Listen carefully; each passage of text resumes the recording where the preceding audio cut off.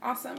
We are all here for the party now. So for my Instagram people, I titled today's Vibe Talks, When Did Being Busy Become a Status Symbol? And I'd love to hear your thoughts on that. I am, being an entrepreneur, being laptop independent, right? Means that I can work like all the time, and I tend to, and that's not really what's up. I'm staying with my sister right now, and on Saturdays, on Saturdays she does ceramics class for about like 4 hours. So went to the gym in the morning. Then while she was at ceramics, I got some work done, and then I told myself, like, look. Once she's done with her stuff, I'm done. I'm not opening my laptop up again until Monday. I really wanted that time to rest, be present, hang out with my sister, but not, I didn't want to be busy. I didn't want to be working. Like I said, always having my work at my fingertips, whether it be checking up with a client from my phone or writing up some new content from my laptop. It's very easy to always be working. So that's what kind of motivated today's Vibe Talks. Like, hey Genevieve, why? So when did being busy become such a status symbol, right? And so when I was kind of getting myself ready, I like to stay pretty loose for these conversations, for these Vibe Talks. I want them to be pretty inspiration based, inspired, like just inspired content. Whatever comes to me, that's what I'm giving y'all. But when I was poking around, I saw several studies, and I'm going to read like the note I took here. In several studies, a busy person in our culture right now tends to have more status. A busy person was perceived to have more ambition and be more competent. Oh, it looks like, oh no, okay, Facebook is alright. It looked like y'all were having some connection issues, but we'll see. We'll see how this goes, but I know my IGers are doing great. So I ask you then, when you're hanging out with somebody or reconnecting with a pal, and you're chit-chatting, and how have you been, that conversation comes up, and the first thing it says, oh, I've been so busy.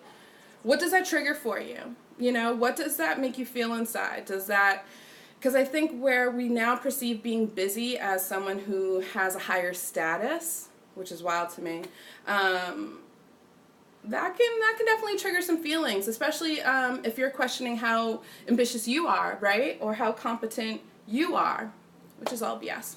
So that's kind of why I wanted to dig into that topic, this whole topic of busy, right?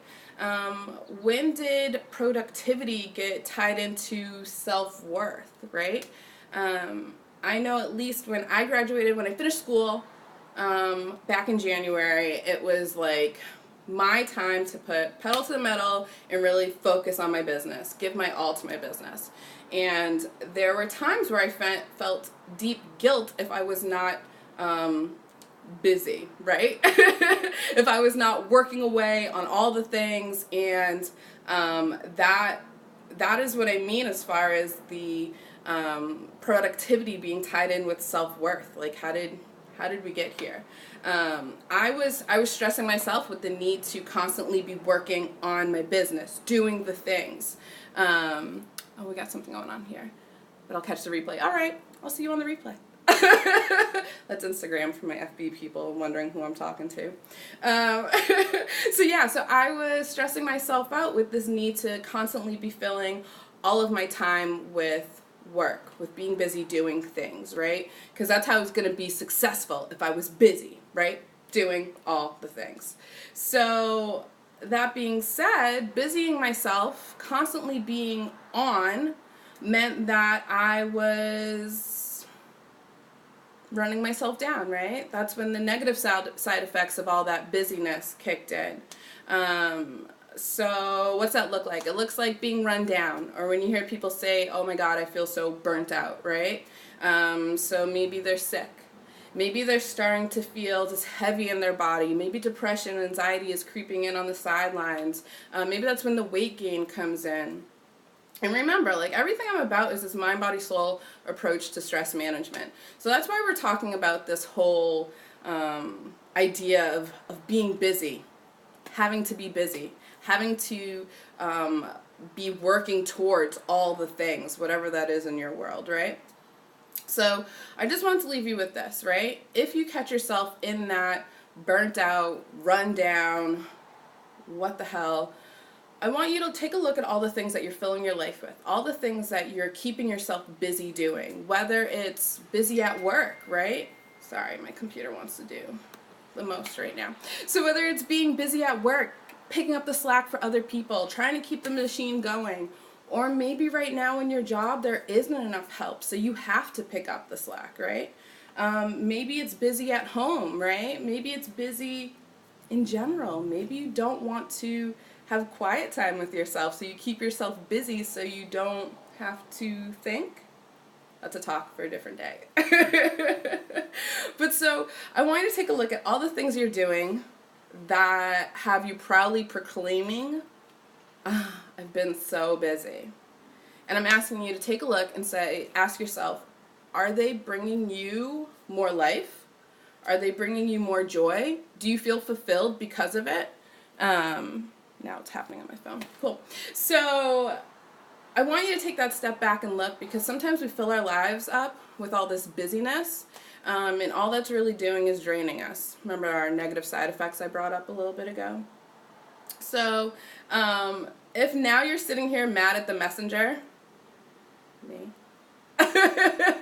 because now I've got you looking inward and looking at why you're so busy, why you're holding on to this badge of honor, why you're filling your time up with these things, I have a little exercise for you, right?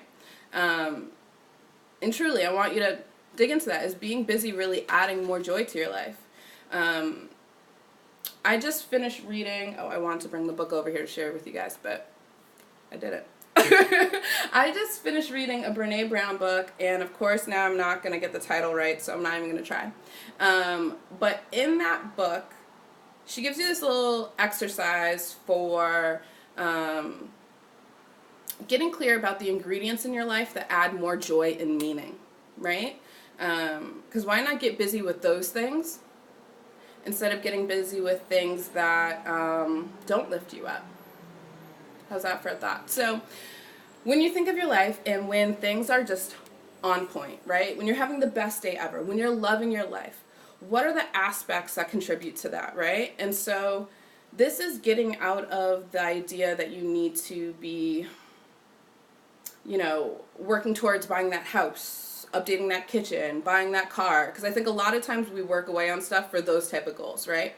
But why not bring more of the things that bring joy and fulfillment into your world? So I'll use myself as an example. When things are going really good for me, when I'm having a really awesome day, that usually means I got a shit ton of sleep. I definitely got my 8 hours in, right? It means that I've had a day where I laughed a lot, and maybe that's because of the conversations with my friends. Maybe it's because the movies, the content I was taking in, right? When I'm having a really epic day, I probably got a workout in, I got physical, got for a walk, something like that, right? So you can see that these ingredients for a joyful, more meaningful life have nothing to do with the goals I've set, but more about the quality of life I'm enjoying, right? I feel like I have something on my eye here. So the next thing I would say for that, as far as getting out of this busy mode, right?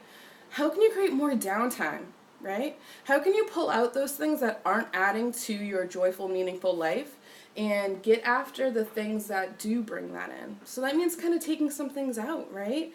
So maybe that means not picking up the slack for everybody in your office, right? Maybe that means just doing your job, doing the most amazing job you can at it, and then having a little bit more time for the things that truly fulfill you. But whatever that is, figure out what creating that downtime will mean to you, and then start adding those ingredients to a more joyful, meaningful life in. So one thing I would say is more rest, right? Because if you're filling your life up, busy, busy, busy, always on the go, always working, always whatever, like we said earlier, it's going to lead to negative side effects. Your health, your sense of balance in your world. And so if we're gonna even out the scales, right? That means adding in, first and foremost, rest. Biologically, we need that rest, and I don't think we don't add enough of that into our worlds. So rest would be the first thing I would say, and then yeah, maybe it's bringing in those people into your world that light you up, right? Maybe it's spending more quality time with people who lift you up in your world. Whatever that is. The first step, though, is going to be creating that list. When your life is on point, when you're just having kick-ass days, when you're just loving every moment, what are the things that contribute to that, right? Cool. So, I will leave you guys with that. A little nugget to think about. I'm really trying to keep these vibe talks under 10 minutes, but I seem to be more at 20 minutes. Today I'm at 11, so I'm going to try to cut out right here. But I want you to think about, well, what are you keeping your life so busy for? Like, what is that fulfilling? What is that bringing to you? And rock out from there. Thanks for tuning in. If you're catching the replay, love that. Thank you. And yeah, I'm going to continue the after party over on Instagram, see if anybody has anything they want to throw in.